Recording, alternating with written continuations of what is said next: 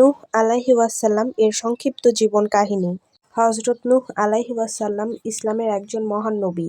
তিনি তার জাতিকে দীর্ঘ সময় প্রায় ৯৫০ বছর আল্লাহর পথে ডেকেছেন। তিনি মানুষকে বলতেন এক আল্লাহর ইবাদত করতে এবং মূর্তি পূজা ছেড়ে দিতে। কিন্তু অধিকাংশ মানুষ তার কথা মানেননি, বরং তাকে উপহাস করত। অবশেষে আল্লাহর নির্দেশে নূহ আলাইহি ওয়াসাল্লাম একটি বড় নৌকা তৈরি করেন।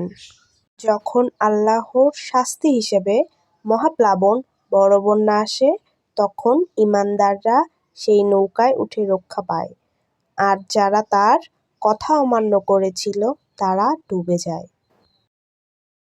এই ঘটনাকে কুরআনে একটি বড় শিক্ষা হিসেবে তুলে ধরা হয়েছে।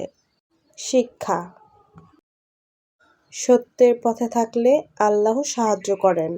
আল্লাহর কথা না মানলে শাস্তি আছে। ধৈর্য ধরে দাওয়াত দিতে হয়।